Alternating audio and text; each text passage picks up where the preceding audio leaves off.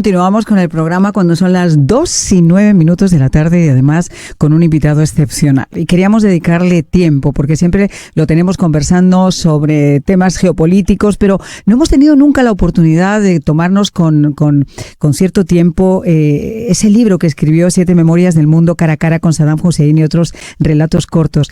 Y yo quisiera que se queden conmigo en esta entrevista Omar Bula Escobar, uno de los 100 expertos en geopolítica más influyentes del mundo, que trabajó además 20 años en la ONU, en Senegal, en Europa, en Oriente Medio, en África, en América Latina. Ahora es un consultor independiente, pero tiene una vastísima experiencia en todo lo que son estos temas y por eso para mí siempre es un honor darle la bienvenida a Omar Bula Escobar. Muchísimas gracias por acompañarnos. No, a ti, Marian, yo siempre te digo que el honor es mío y sigue siéndolo, y muchas gracias por cambiar de tema un poco. A veces es refrescante hablar de otras cosas. Por favor, mira, pero como quiero abusar de tu experiencia, sí quisiera que me dieras antes de empezar y meternos en materia con estas 7 memorias del mundo que me imagino que son fascinantes, que me contaras un poquito sobre esa reunión que está manteniendo ahora mismo el enviado especial de los Estados Unidos, Witkoff, con Vladimir Putin. ¿Qué podemos esperar de esa reunión, sobre todo teniendo en cuenta los precedentes para lograr alcanzar el cese de las hostilidades? Pues mira, se sabe poco más de lo que ha dicho inclusive el secretario Rubio desde hace algunos días. Dice las cosas van mejor y van mejorando. O sea que el análisis tiene que ser un análisis con base en lo que nosotros vemos, no sabemos muy bien lo que está pasando por dentro. Es otro ensayo, tratan de hacerlo una vez más, de llegar a un acuerdo una vez más, tal vez en este momento con una Ucrania, con una definición más clara de quién está con quién. Estados Unidos respaldando a través de Europa con armas a Ucrania. Están más claros los dos lados de la ecuación y los pasos que se han dado, pues obviamente cuando se llegue a un acuerdo no todo el mundo estará contento. Esto es obvio y hemos visto en las redes y en la prensa esas críticas anti-Trump o pro-Trump en términos de a quién favorece, si a Ucrania o a Rusia. Yo creo que lo que hay que tener en cuenta es que lo que Trump busca es la paz, ¿no es cierto? Y lo que ya muchos ahora están mencionando, gracias a Dios, es interrumpir y parar del todo las hostilidades. Ahora Putin es una piedra muy dura de roer. Muy dura de roer. O sea que no, yo estoy a la expectativa realmente de lo que pueden hacer Witkoff. También creo que está Jared Kushner, sí, ahí negociando, que es un gran negociador, es el negociador de los Abraham Accords. Obviamente cada negociación tiene tintes muy diferentes, pero se puede esperar. Yo creo que hay un poco más de expectativa de algo positivo, que pueda salir algo positivo. Rusia además los dos tienen problemas internos muy graves, tanto Rusia como Ucrania. Ucrania está en un momento, corrupción. El propio Zelensky está en problemas internos muy graves. O sea que la situación va evolucionando no solo entre los países, pero dentro de los países también. Bueno, pues esperemos realmente que eso sea un paso adelante. Creo que además la situación, como tú muy bien estás indicando, interna de los dos países puede ser quizá el foco mayor de presión para que bajen un poco los decibelios y logren llegar a ese acuerdo. Rusia no lo tiene fácil, la situación económica en Rusia no es la mejor, la gente cada vez está más opuesta a esta contienda que iba a durar semanas y mira el tiempo que lleva. Operación especial, sí, imagínate. Efectivamente, y en el caso de Ucrania, la comunidad internacional realmente está cansada y a pesar de que tratan de apoyar en la medida de sus posibilidades estos golpes de corrupción interna donde él ha tenido que despedir a su asesor principal en el día de ayer, creo que no ayudan en absoluto. En absoluto. Vamos a ver qué pasa obviamente con Europa dentro de todo esto, pero yo creo que por el momento la cosa está donde debe estar. Esa reunión es clave. Vamos a hablar ahora sí, por favor, de esas 7 memorias del mundo donde has tenido experiencias increíbles, pero yo me imagino que ese tapiz de experiencias inolvidables con estos viajes que has tenido que realizar a diferentes países en esas situaciones, si yo te preguntara ahora, Omar, y te la voy a poner difícil para empezar, ¿cuál fue de todas esas vivencias que tú has tenido donde te sentiste más en riesgo? Bueno, yo creo que más en riesgo, sin lugar a duda, fue Irak. Irak fue inigualable. pero no por la situación general de Irak, sino por las fechas en que estuve en Irak, por las coyunturas muy específicas. En Irak estuve cuando cayeron las Torres Gemelas. Uf. Creo que ya lo habíamos comentado. Estaba en Basora, en el sur de Irak, a unas 8 horas de Bagdad, y para salir de Irak había que avanzar otras 10 horas hasta Ajá. Jordania, o sea que era muy difícil salir de este país. Me acuerdo de esa y- carretera, que era la única incluso por la que se podían llevar las valijas diplomáticas y estaba llena de Ese- tú es- peligros. Tú estuviste ahí, ¿Eh? efectivamente. Era un país muy sui generis en esa época, en el sentido de que tenía un gobierno laico, aunque la gente no lo crea, Saddam Hussein era laico. Ajá. Las personas que trabajaban con las Naciones Unidas, los choferes, el servicio, de las personas pues que tenían trabajos de oficinistas, etcétera, etcétera, podían ser católicos, musulmanes, había iglesias, todo estaba, no estoy justificando No. para nada a Saddam Hussein porque tuvo problemas espantosos con los kurdos, y en mi libro describo cuán cruel era él y sus hijos, pero sin lugar a duda en Irak, que parecía estar relativamente estable hasta que llegó esto de las Torres Gemelas, y creíamos al principio que era Saddam Hussein, y en realidad resultó ser Osama Bin Laden, pero eso pues obviamente provocó una salida con muchos riesgos, porque tanto a las Naciones Unidas como a los occidentales no los quieren mucho en estas situaciones. Entonces, Tú llegaste a tener un encuentro tenso, fugaz con Saddam Hussein.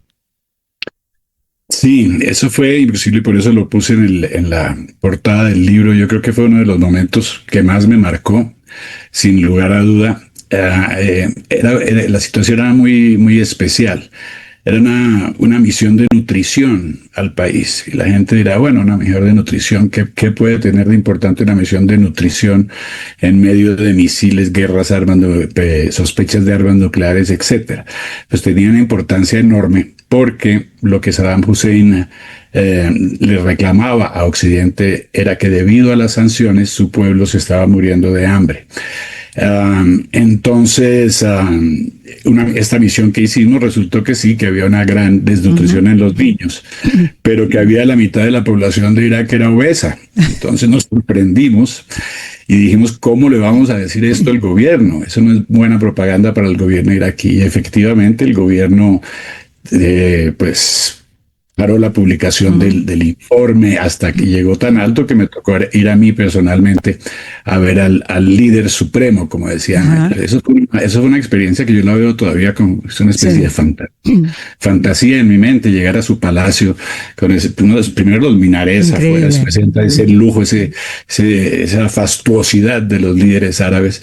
Y él en un salón en la mitad sentado, y yo frente a él tratando de negociar como latino. Me habían puesto como latino y los demás no tenían demasiados compromisos con la región, los demás miembros de la misión, y dijeron, más bien pongamos a un latino, y a ese latino le tocó pasar ese momento, que finalmente terminó bien, gracias a Dios. Fíjate que tú has tocado un tema que a mí me parece importantísimo, porque la gente a veces confunde, ¿no?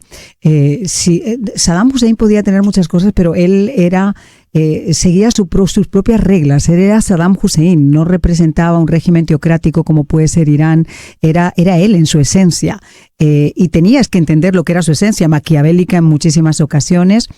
Totalmente egocentrista, para él era todo absolutamente para él, y de hecho lo que tú estás contando, el palacio, lo que representaba delante de su pueblo, de su gente. Pero cuando te acercaste a Saddam Hussein, cuando pudiste mirarle a los ojos, ¿qué es lo que más te persiguió después? Porque a mí me ha pasado a veces que hago estas entrevistas y luego me hago la pregunta, ¿el poder que emanaba o el vacío que también escondía? Mira, yo creo que en ese momento, ¿no? En ese momento todavía no estaba en graves problemas, él todavía estaba at the top, estaba manejando la situación. Entonces, es más, estaba retando un poco, como lo están haciendo por acá los Maduros y los Petros, retando al imperio, ¿no? Dentro del contexto de esa época. O sea que se sentía muy seguro de sí mismo. Lo que me sorprendió fue que, a pesar de que el contexto en el que estábamos, yo entré a un salón y él estaba solo sentado en la mitad del salón con su tabaco, primero que todo, no me quitaba nunca la mirada, jamás la mirada me la quitaba de encima, lo que era bastante, pues no era muy cómodo, para decirlo menos, pero que no era tan arrogante como yo lo creía, ¿no es cierto? La arrogancia de estos líderes se ve más en los medios y lo utilizan para los medios, ¿no? Pero cuando están en ciertas situaciones, pues las tratan con un toque de sabiduría del desierto, como le digo yo, ¿no es cierto? Y de diplomacia para poder sacar el resultado que quieren. O sea que no, yo lo veía todavía en ese momento muy fuerte realmente. Y para mí era intimidante en la medida en que uno oye en las calles y sabe lo que pasa. Sí. Sus 2 hijos eran personas, tú sabes que hay cantidad de iraquíes que les falta una oreja, Sí. ¿no es cierto? Simplemente hay toda una generación entera, diría yo, pero muchos que si hacían algo contra el régimen le cortaban una oreja o torturaban a los atletas que no ganaban las carreras. Era una cosa espantosa, pero todos los regímenes tienen como tú dices, 2 lados. El otro lado era irónicamente, ¿no es cierto?, beneficioso para la libertad de culto, etcétera, porque era un gobierno más laico. O sea que habría que escoger o lo que era Irak con Saddam o lo que es hoy, que yo no sé cuál es peor. En esas 7 memorias del mundo, que obviamente por lo que nos estás contando son memorias absolutamente cautivadoras, ¿qué une esos relatos que aparentemente son tan distintos en diferentes países, conflictos, líderes, pueblos olvidados, momentos íntimos? Mira, yo creo que lo une al final es el hilo espiritual el que hay a través de todo esto de alguna manera. Yo creo que uno de los cuentos, no sé, de las memorias, como digo, lo resume de alguna manera. Se trata de un viaje a Etiopía, ¿no es cierto?, donde conocí a un monje ermitaño ortodoxo en una isla recóndita y donde revisé de alguna manera todo lo que había conocido, todo lo que había producido en términos de conocimiento y en dónde estaba en un momento dado. Y me doy cuenta que eso es lo que uno le saca a estas experiencias, ¿no es cierto? Ingredientes para fortalecer el espíritu, para valorar la vida, en muchos casos cuando estuve al lado, a punto o en peligro de perderla, o cuando vi la muerte de colegas míos muy de cerca, en medio de tiroteos de las guerrillas. O sea que todo eso al fin y al cabo es el espíritu en alguna de sus expresiones, o de júbilo, o de temor, ¿no es cierto? El temor más profundo. Y lo veo como se dice en inglés, como building blocks, ¿no es cierto? Como una serie de ladrillos que finalmente hicieron de mí lo que soy hoy. Y seguramente la vida a ti y a todos nos seguirá dando episodios hasta que ya no se pueda más. Ahora, yo creo que es importante, y para mí, cuando lo empecé, realmente empecé con un papel y dije, yo le quiero contar a mis hijos. Mi padre había estado en Checoslovaquia cuando entraron los rusos. Y le tocó escapar de Checoslovaquia. Y yo me acuerdo que él me contó, pero yo no me acordaba bien. Y yo decía, yo quisiera saber más. Entonces, mis hijos no van a saber nunca de lo mío. Y me senté a escribir unas líneas. Hasta que ya después me dijeron, bueno, ¿por qué no haces un libro? Decidí para ellos básicamente hacerle contarle un poco a la gente de que el mundo es muy grande. Gocé más los países en que hubo más dificultades que los países cómodos, irónicamente. Hay más contacto humano, ¿no es cierto? Yo creo que ese es el hilo conductor, lo humano y lo espiritual de alguna manera. Fíjate que a mí cuando alguna vez me han preguntado, claro, yo estoy ahora detrás de un micrófono, detrás de una cámara, pero hubo una época en la que a mí me gustaba más la acción, por ejemplo, de una guerra. Estuve en Bosnia, estuve en Afganistán, estuve en Irak. Y eso te nutre, no solamente como periodista, te nutre como ser humano. ¿Por qué? Pues porque confluyen muchas cosas. Y yo siempre digo, se me ha asomado a los ojos de los más poderosos, pero también a los que no tienen nada y tienen el deseo de tener algo. Y me he dado cuenta a veces que las decisiones y el poder no se mueve desde los palacios, sino desde las zonas invisibles. Y creo que eso es una constante en los viajes que yo he realizado y donde me ha tocado trabajar. Ahora, si yo he leído de lo que estaba esbozando sobre tu libro, que tienes además momentos muy particulares, que no son solamente momentos políticos, etcétera, como ese momento inspirador con un indio andino bajo las alas desplegadas de un cóndor. Esa me la tienes que contar. Ese fue un momento espectacular, espectacular. Sí, yo me di cuenta cuando escribía el libro que no, comencé con unas historias muy dramáticas y después dije, no, pero también me pasaron cosas muy buenas. ¿Y por qué no miramos cómo se completó esa parte espiritual y humana, así con lo positivo? Porque está lo duro y lo bueno, obviamente. Ecuador fue muy especial para mí. Muy especial el mundo andino, a pesar de que Colombia es un país también andino, el Ecuador, el Perú, Chile son países mucho más andinos, donde la cultura está mucho más arraigada. El sur de Colombia, sí, Nariño, etcétera, es bastante andino, pero es un país que se caracteriza por sus grandes montañas, sus volcanes, el Cotopaxi, etcétera, etcétera. Y las comunidades en estas montañas son hiper pintorescas, además muy auténticas en muchos casos. Eso se trataba de la comunidad Saraguro, que está cerca de Loja, al sur del Ecuador. Y ellos además visten de una manera muy, muy particular. Son los hombres con su sombrero negro, una ruana negra y unos pantalones cortos hasta la rodilla y botas. Ajá. ¿No es cierto? Tipo gaucho. Sí, es exacto. Hay algo ahí, hay unas mezclas en toda esa región andina, obviamente, con toda la colonización cruzada, etcétera. Pero además muy buenos en el fondo, ¿no es cierto? Se da uno cuenta que las comunidades no intactas, obviamente ya están mucho más integrados a la civilización. Hoy, eso estoy hablando de hace 20 años, además, pero guardan una bondad comunitaria que parece que ya no existiera, y lo existe tanto en Saraguro, en el Ecuador, como en las tribus africanas, como en cualquier parte del mundo lo hay. Ahora sí, en un momento dado estaba, después de tomar el chapishka, que es el trago que le dan ellos a uno, un poco mareado, paré en la mitad del camino, un flautista se me acerca, todo parecía una cosa como surrealista. Yo sentado mirando los Andes, veo un cóndor volar y de pronto veo a un flautista tocando. Sale, se me acerca, yo decía, esto que estoy vivo, se pone a hablar conmigo y a la media hora aterriza un enorme cóndor a 10 metros de nosotros. Y yo me estoy erizando en este momento. Y él le hablaba como si era una cosa impresionante, la comunicación entre el indígena y el cóndor. Y el cóndor parecía escuchar de alguna manera. Eso fue una cosa que yo menciono en el libro, que es como la sincronía, la sincronicidad que mencionaba Carl Jung, ¿no es cierto?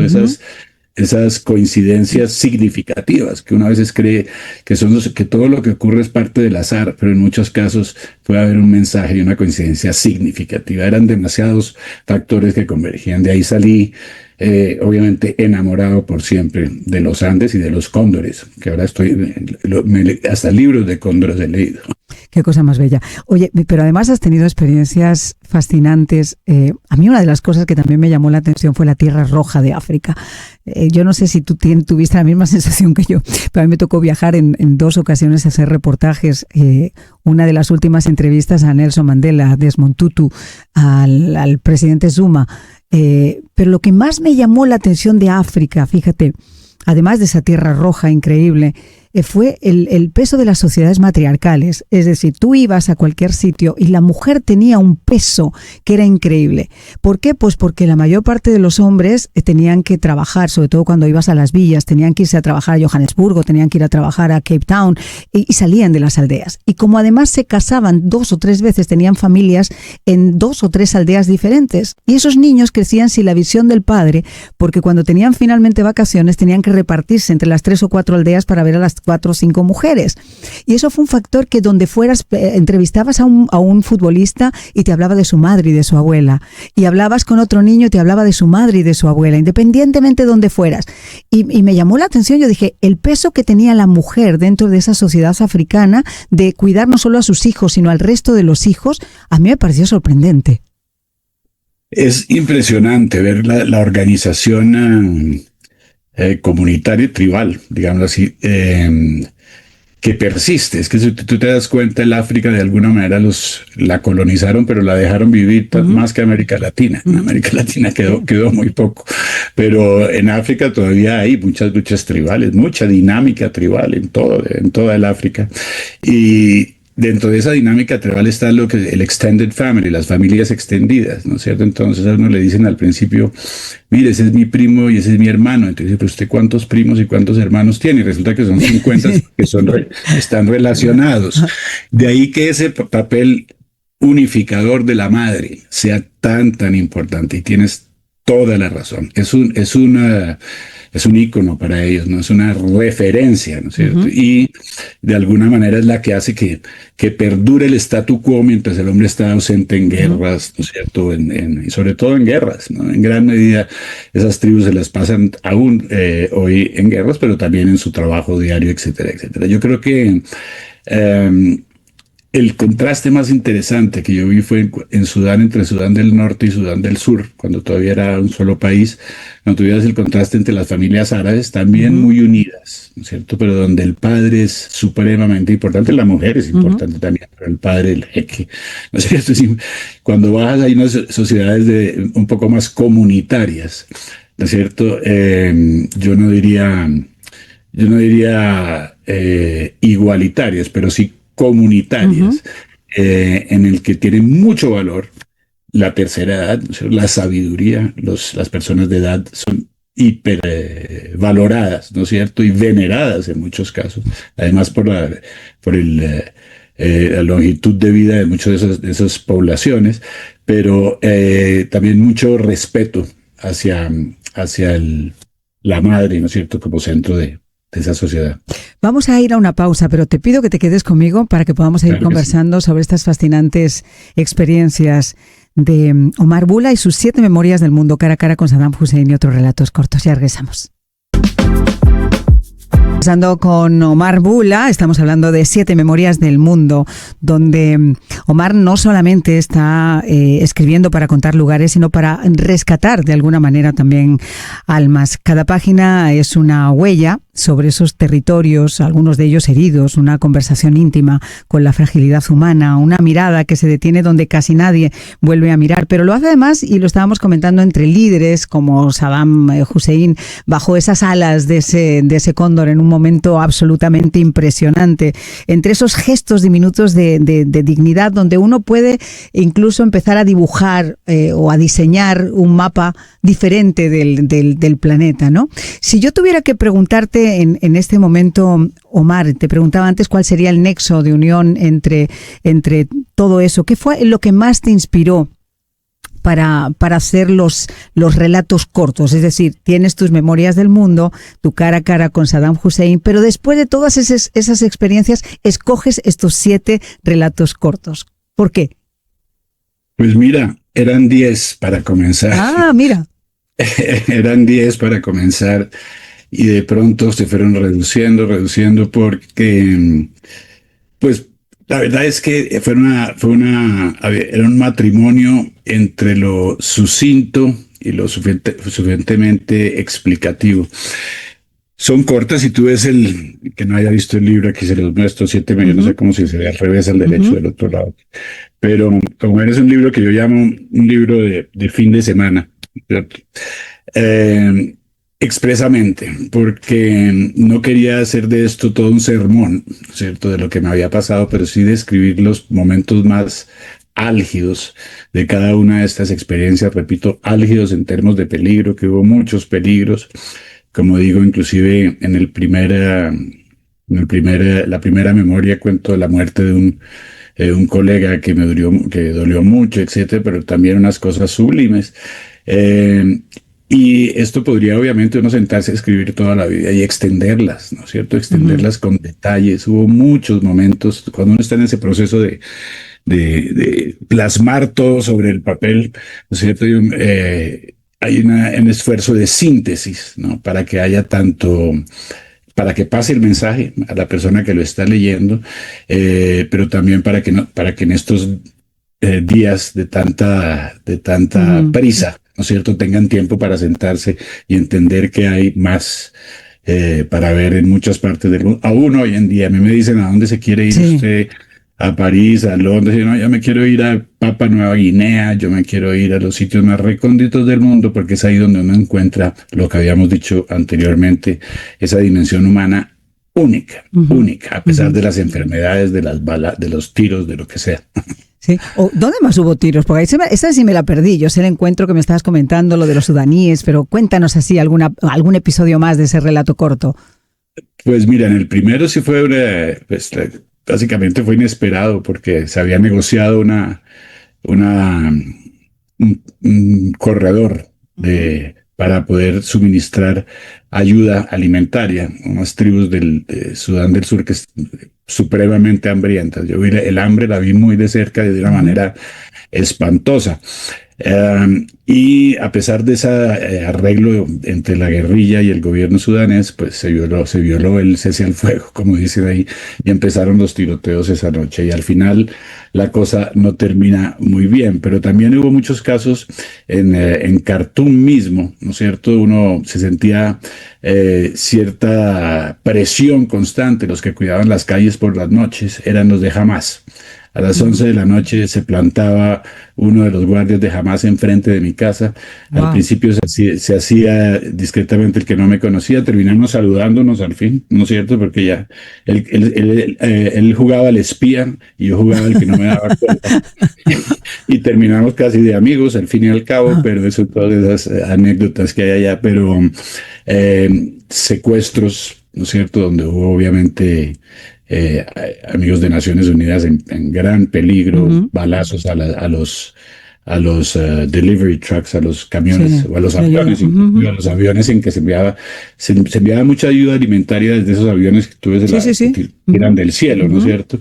Y obviamente para evitar eso, porque en tierra la cosa era extremadamente peligrosa. En Somalia también pues nos dijeron en un momento, cuando estábamos pasando por el desierto, nos dijeron, agachen la cabeza, porque hay una parte donde nos pueden coger a tiros. Y yo dije, Dios mío, pues espero que este carro sea blindado. Sale uno ahí, piensa en los hijos que tiene y que no ha tenido, y que pudo tener. Y o sea que sí, hubo muchos momentos de peligro, malaria horrible en un kiosco en calor de 50 grados en el sur de Sudán, que sin nadie que lo atienda a uno.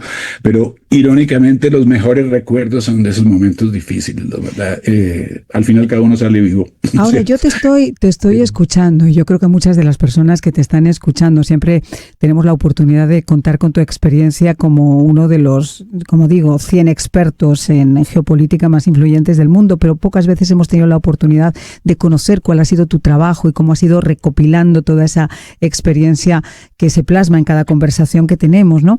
Cuando yo te escucho hablar y cuando muchos lectores te escuchan, muchos oyentes te están escuchando ahora, uno se plantea, ¿dónde quedó esa ONU donde la gente como tú hacía ese trabajo impresionante de campo en la calle para marcar la diferencia, y esta ONU tristemente que tenemos en el día de hoy, que es una ONU de agendas, que es una ONU de compromisos, que es una ONU ineficiente? Y perdón, es mi opinión particular, pero creo que hay una grieta enorme entre el que realiza ese trabajo de campo y se juega la vida como te lo has jugado tú, y los que están en un despacho marcando las riendas de lo que puede ser la geopolítica internacional.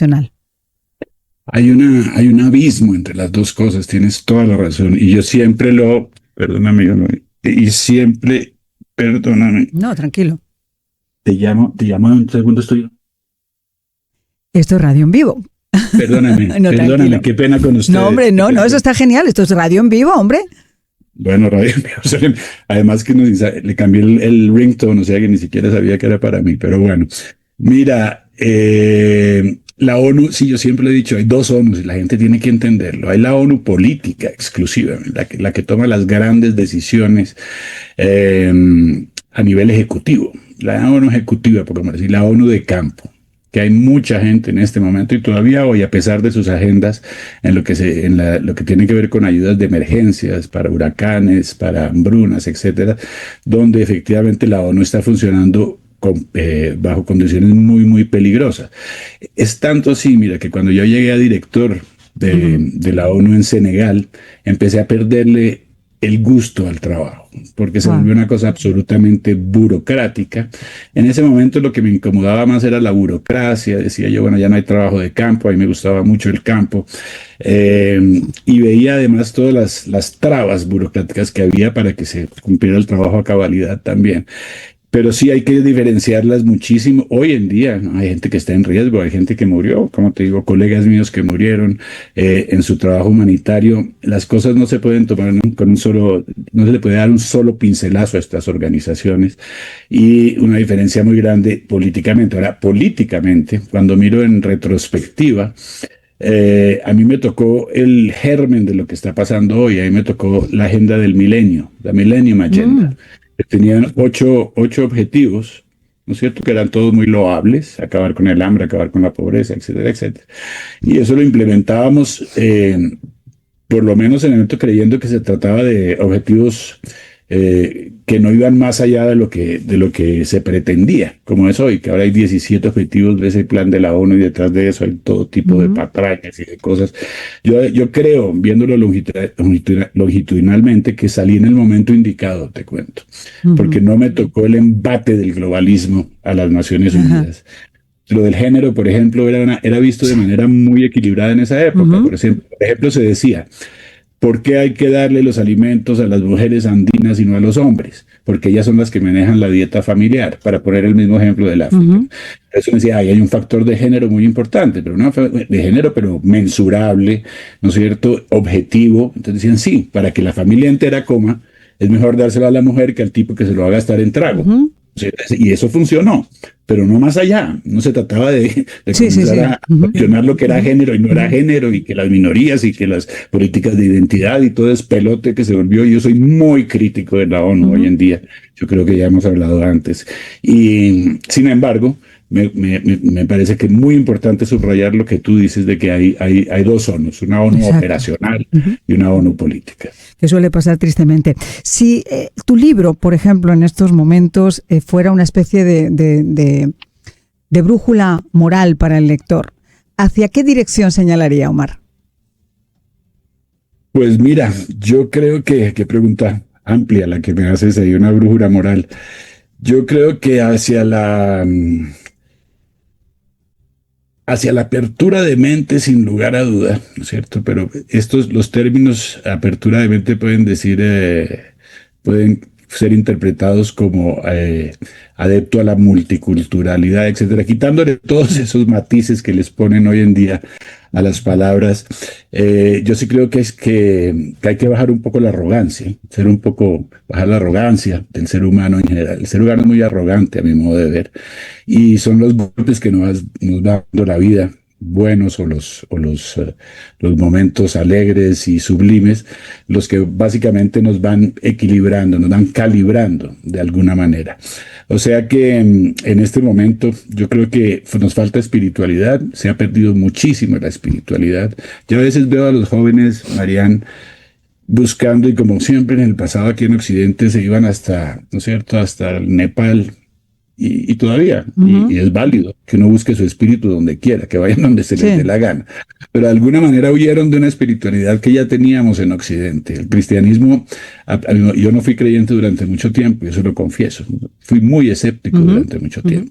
Y poco a poco yo creo que como San Agustín me volví más adepto a la fe como concepto general, como esperanza de vida, y como la fe también, ¿no es cierto?, de alguna manera consciente de que debe estar dentro de un marco equilibrado y no de arrogancia, y de querer más de lo que nos da la vida, que ya es mucho lo que nos ha dado. O utilizar esa misma religión a veces como excusa, pensando que un Padre Nuestro y una Ave María puede salvarte después de salir de la iglesia, rezarlos y seguir siendo la misma mala persona que eres cuando entras antes de rezarlos. Totalmente. Mira, yo en una parte del libro le mencionaba a este monje ermitaño etíope. Mira, yo he rezado en mezquitas, he rezado en sinagogas, he rezado en iglesias. Yo estoy buscando, es un espacio silencioso en que me pueda comunicar con Dios como yo lo veo. Ustedes lo verán de otra manera, cada vez lo ve a su manera. Pero sí, la autenticidad es la que cuenta, ¿no es cierto? Sí, la religión como lavado de manos, ¿no es cierto? Sí. Pilar, pues es muy, muy común, desafortunadamente, inclusive la propia institución a veces es cuestionable. Pero la fe, yo creo que la fe va más allá. Le preguntaba yo a este monje, y los ateos, y me dicen, los ateos también tienen fe, ¿ve? Tal vez no fe en el Dios en el que usted cree, pero tienen fe porque la fe es esperanza. La fe es, ojalá que me pase algo bueno mañana, ojalá que no me pase nada malo el día de mañana. Eso es fe, ¿cierto? Eso es fe de alguna manera, de manera más abstracta. Cada uno la canaliza como quiere. Y yo creo que es importante. Hemos perdido muchísima, ya 40 años de pérdida de espiritualidad, sobre todo en Occidente, mientras que Oriente en gran medida la mantiene. Si tú lo ves en países asiáticos, la espiritualidad sigue muy, muy presente. O la mezcla es por lo menos menos sesgada que en Occidente, donde está casi desapareciendo de alguna manera. No, y se aplica a veces incluso esa lógica que hemos como que querido olvidar, y digo querido olvidar porque creo que en el fondo nos hemos sometido a conciencia a otro tipo de reglas y no buscamos eso. Fíjate que cuando tienes la oportunidad de conversar con alguna de estas personas, alguno de estos monjes budistas o tal, que tú los ves y dices, bueno, esta vida contemplativa, no le encuentro yo el sentido. Conversar con ellos te da sentido a lo que estás diciendo. Yo recuerdo en una ocasión que nos hicieron la famosa puya, los cantos estos guturales que son para llevarte a un punto. Y uno de ellos me decía, estábamos hablando del perdón y estábamos hablando de las culpas, que es una de los grandes motivos de las enfermedades que vivimos en estos momentos. Y él decía, y no se me va a olvidar nunca, que el pecado o que la culpa, el no perdonar, por ejemplo, era peor para la persona que no perdonaba que para el que pudiera ser perdonado.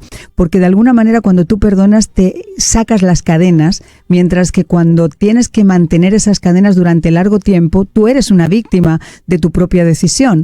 Y entonces decía, es muy fácil de repente el ejecutar el ojo por ojo, pero si fuera así el mundo estaría ciego. Y siempre me acordaré de esa frase, ¿no? Creo que estamos perdiendo efectivamente, Omar, esa espiritualidad que es tan importante. Sí, definitivamente. Yo lo veo mucho lo veo inclusive en muchos jóvenes, una cosa muy, muy encouraging, como se dice, muy alentadora. Es el hecho de que no necesariamente la religión cristiana, pero hay una búsqueda de espiritualidad porque hay un vacío en estos últimos 10 años de globalismo que le dieron vuelta absolutamente a todo, que lo bueno es malo, que lo negro es blanco, etcétera, etcétera. Dejaron a toda una generación en un vacío espiritual espantoso y además con unas cánones y unas etiquetas totalmente fabricadas que pues, obviamente no se ubican, claro. Porque nada fue orgánico. De lo que pasó en los últimos 10 años, nada de lo que pasaba, todo ha sido promovido, ¿no? Sin embargo se volvió casi dogmático para toda una generación y obviamente un dogma que no tiene patas, que no tiene fundamentos, pues deja un vacío muy grande y ese vacío muy grande estoy viendo muchos jóvenes buscando algo. En el caso de Occidente puede ser la religión cristiana, puede ser otros, puede ser todo lo que quieran buscar, pero por lo menos sepan que hay un lado espiritual supremamente importante, lo ha habido siempre y lo han casi descartado en las nuevas generaciones. Pues Omar, ha sido un placer poder conversar contigo sobre... Un placer el mío. Ha sido de verdad un auténtico placer. Solamente me quedaría preguntarte y lanzarte así como el que no quiere la cosa. Tú te has dedicado a recoger todas esas memorias en el mundo, pero ¿cómo te gustaría que la gente te recordara a ti? ¿Cuál sería la memoria con la que tú querías dejar a los que te rodean? Bueno, yo quisiera que me recordaran como alguien que hace las cosas por el futuro de los demás, más que por mi propio presente. La verdad, además yo le digo a la gente, yo estoy muy contento con la vida que he vivido y el momento en que la viví. No le envidio mucho al futuro, para decirte la verdad. El futuro está muy, muy complicado. Quisiera vivir 1000 años, como todo el mundo. Pero por eso miro mucho al futuro y como lo veo tan complicado, quiero que me recuerden como una persona que pensó mucho en sus hijos y en los que vienen después. Qué belleza. Bueno, muchísimas gracias por haber estado con nosotros. Un auténtico placer conversar contigo. A ti muchísimas gracias por la oportunidad y que Dios te bendiga, que Dios bendiga a todos. Gracias. Por cierto, Omar, el libro 7 Memorias del Mundo cara a cara con Saddam Hussein y otros relatos cortos que nos estabas mostrando hace unos instantes en la pantalla. ¿El libro se puede conseguir todavía en Amazon? Sí, está en Amazon. Lo encuentran en Amazon en pasta dura, pasta blanda. Se llama eso, blanda y audiobook. Inclusive hay 4 versiones ahí para el que que Bueno, se un libro, modernos. un libro corto, pero un libro Amazon.com. cargado obviamente de experiencias cautivadoras y memorias cautivadoras, los de Omar Bula Escobar en estas 7 memorias del mundo cara a cara con Saddam Hussein y otros en relatos cortos. Y así, señores, hemos llegado al final de nuestro programa del día de hoy. Yo quiero agradecerles especialmente que nos hayan acompañado. Nos vamos a mantener muy pendientes sobre esos anuncios, ese anuncio importantísimo que va a hacer Donald Trump en breves instantes. En estos momentos ya tengo señales que están llegando de la Casa Blanca. Se espera que esto ocurra en breve. Les hemos llevado esta